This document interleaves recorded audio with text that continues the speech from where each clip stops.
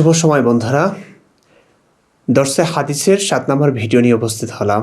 আজকে একটা হাদিস পড়ে শোনাবো আপনাদেরকে।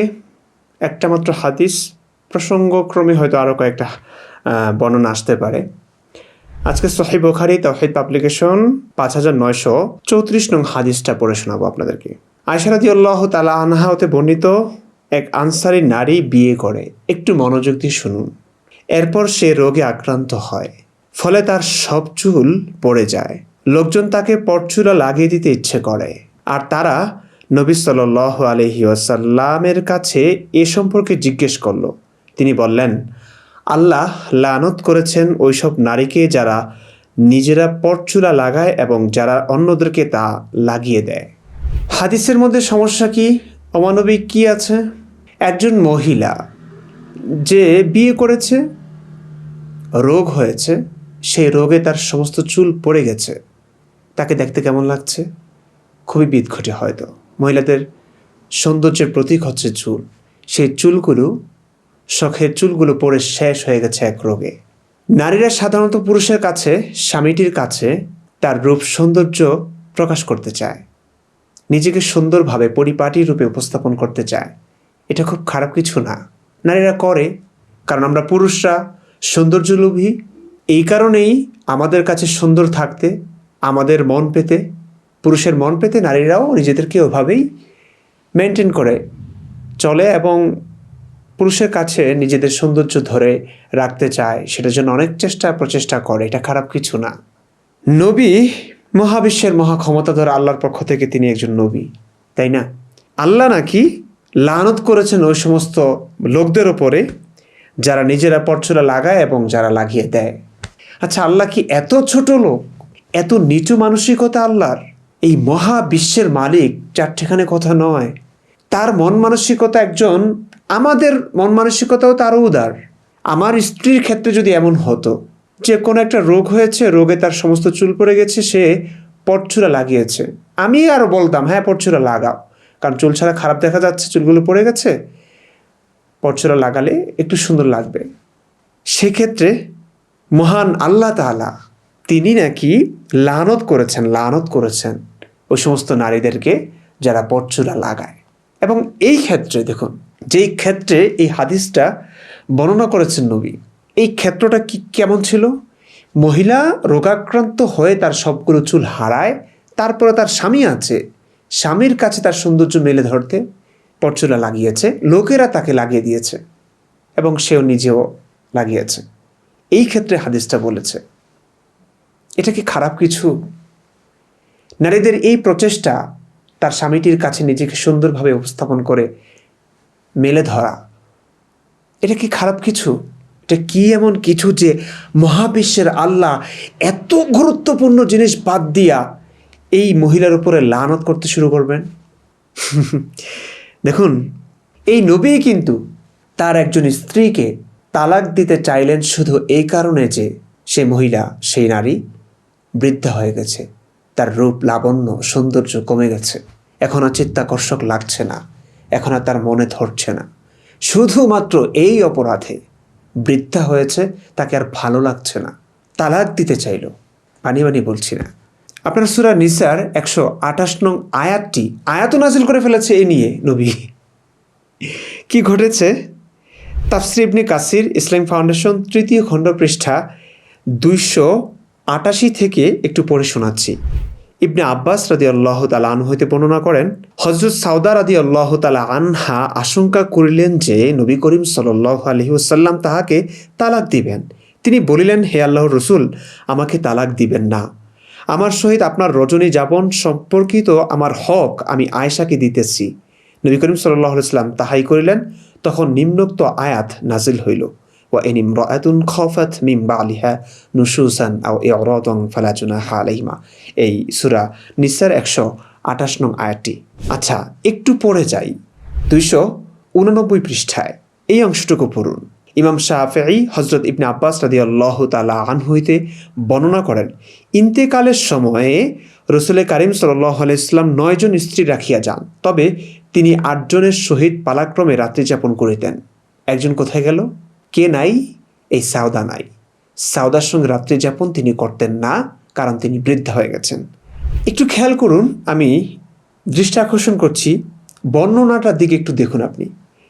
যেন এমন যে সাউদা এমনিতে আশঙ্কা করলেন যে তাকে নবী তালাক দিবেন। কেন আশঙ্কা করলেন সেটি কিন্তু চেপে গেছে। কিছু বুদ্ধিমান চতুর রাবি, বর্ণনাকারী, সাহাবি কিংবা তাবি যারা হাদিসগুলো বর্ণনা করেছেন, তারা কিন্তু খুব চতুর ছিলেন। নবীর সম্মানটাকে সবসময় তারা বজায় রাখবার চেষ্টা করেছেন, সেভাবেই তারা বর্ণনা করেছেন। যদিও অন্যান্যরা একটু সরলমনা যারা ছিল, তারা আবার একদম ঘটনা যা ঘটেছে পুরোটাই বলে দিয়েছে। তারপরেও তো কাটছাট তো করেছেই। দেখুন এই বর্ণনাটি কিভাবে বর্ণনা করা হয়েছে। হযরত সাউদা রাদিয়াল্লাহু তাআলা আনহা আশঙ্কা করিলেন যে নবী করিম সাল্লাল্লাহু আলাইহি ওয়াসাল্লাম তাহাকে তালাক দিবেন। আচ্ছা, কেন তাহে এই আশঙ্কাটা করলেন? সাউদার খেয়ে দেয়ে কাজ ছিল না। নিশ্চয়ই নবী এমন কোন আচরণ করেছেন কিংবা তালাক দেওয়ার হামকি ধামকি দিয়েছেন, তাই তিনি আশঙ্কা করলেন কিছু তো একটা ঘটেছে, আমরা সেটাই খুঁজবো। আমার থেকে না, কোনো নাস্তিক থেকে না, আপনারা একদম তাফসির ইবনে কাসির থেকেই আপনারা দেখুন। পৃষ্ঠা 290-তে চলে যাই। কাসিম ইবনে আবু বাররা হইতে তাহার মুজাম নামক হাদিস সংকলনে বর্ণনা করিয়াছেন, একদা রাসূলুল্লাহ সাল্লাল্লাহু আলাইহি সাল্লাম অপরের মাধ্যমে হযরত সাউদা রাদিয়াল্লাহু তাআলা আনহার নিকট তাহাকে তালাক প্রদানের অভিপ্রায় জ্ঞাপন করিলেন। কাহিনী এখানেই। ইহাতে ভীত হইয়া তিনি হযরতের অপেক্ষায় হযরত আয়েশা রাদিয়াল্লাহু তাআলা আনহার ঘরের পথে বসিয়া রহিলেন। কে? সাউদা বিনতে জামআ। রাসূলুল্লাহ সাল্লাল্লাহু আলাইহি সাল্লামকে আসিতে দেখিয়াই তিনি তাহাকে বলিলেন, আমি আপনাকে সে আল্লাহর কসম দিতেছি যিনি আপনার উপর স্বীয় রহমত অবতীর্ণ করিয়াছেন এবং সমগ্র সৃষ্টির মধ্য হইতে আপনাকে বাছিয়া লইয়াছেন, আপনি কেন আমাকে তালাক দিতে চাহিতেছেন? আমি বৃদ্ধা হইয়া গিয়াছি, আমার জন্যে পুরুষের কোনো প্রয়োজন নাই, তবে আমি কিয়ামতের দিনে আপনার স্ত্রীদের সহিত পুনরুত্থিত হইতে বাসনা রাখি। ইহাতে রাসূলুল্লাহ সাল্লাল্লাহু আলাইহি সাল্লাম তাহার সম্বন্ধে স্বীয় অভিপ্রায় প্রত্যাহার করিয়া লইলেন।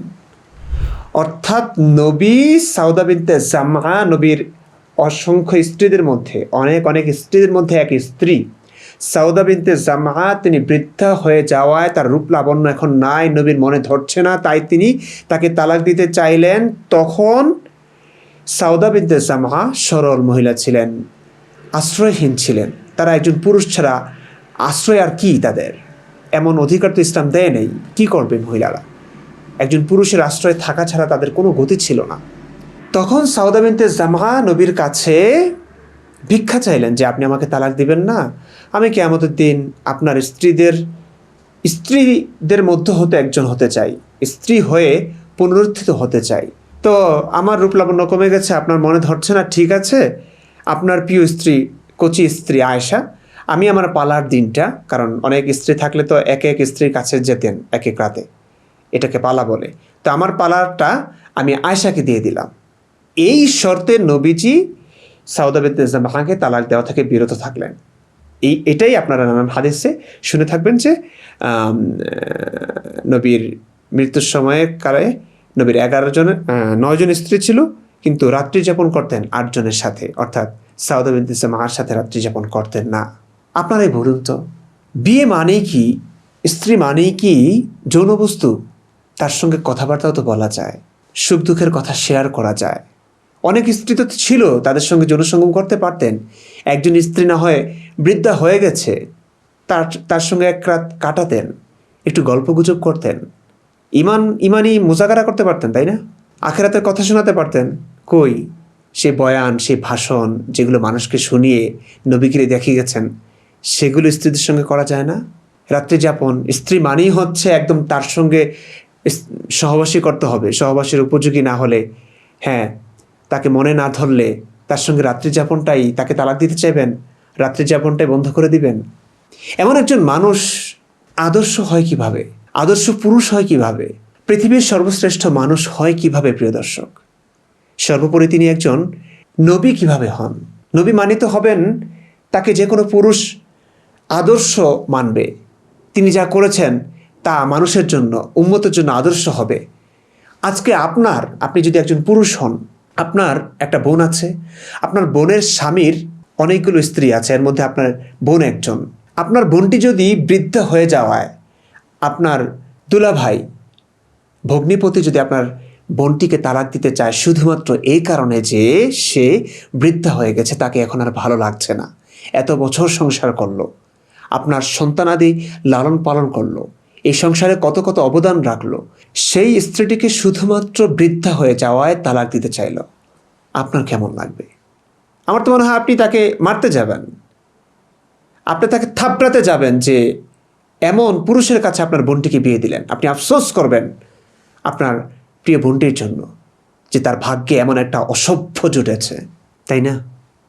কিন্তু এই লোকটাই এখন আমাদের নবী, প্রায় 200 কোটি মানুষের জন্য নাকি আদর্শ পুরুষ, এবং তিনি মনে করেন যে এই পৃথিবী আল্লাহ এবং তার রসুলের, মানে নবীর, আল্লাহ বলতে তো ফ্যাক একটা ক্যারেক্টার, নবী থেকে শুনেছি, মানে এই পৃথিবী এই মোহাম্মদের, এখানে শুধু তার রাজত্ব চলবে, মুসলিমরা পুরো পৃথিবী দখল করতে চাইছে, এটাই কিন্তু ইসলামের বিধান।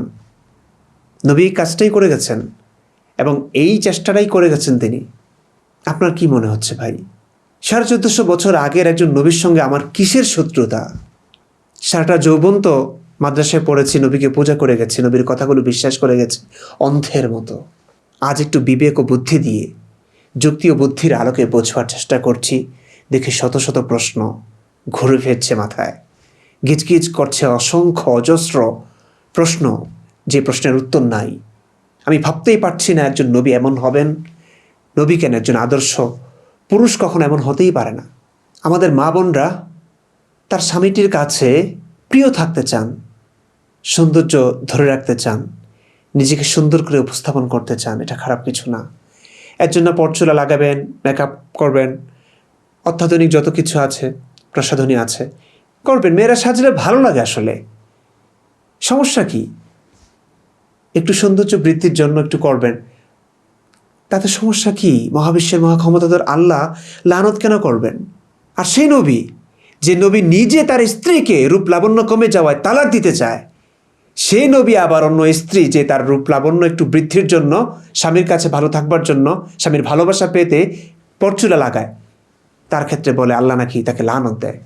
মানা যায়, ভাবা যায়? একটু ভাবুন, একটু অনুধাবন করুন, হাদিসের রেফারেন্সগুলো যাচাই বাছাই করুন। আলেমরা কখনো এগুলো বলে না, ভিন্নভাবে মন গড়া ব্যাখ্যা বিশ্লেষণ করে আপনাদেরকে শোনা ইসলাম কত মহান, ইসলাম কত সভ্য, ইসলাম কত সুন্দর। এই দেখুন ইসলামের সৌন্দর্য। আমি তো রেফারেন্স দিচ্ছি ভাই। এই পর্যন্ত কোনো আলেমকে দেখেছেন, কোনো ওয়াজের মাহফিলে কোনো হুজুররা রেফারেন্স দেয়, এভাবে দেখায়, হাদিস নাম্বার, কোরআনের আয়াত বলে না।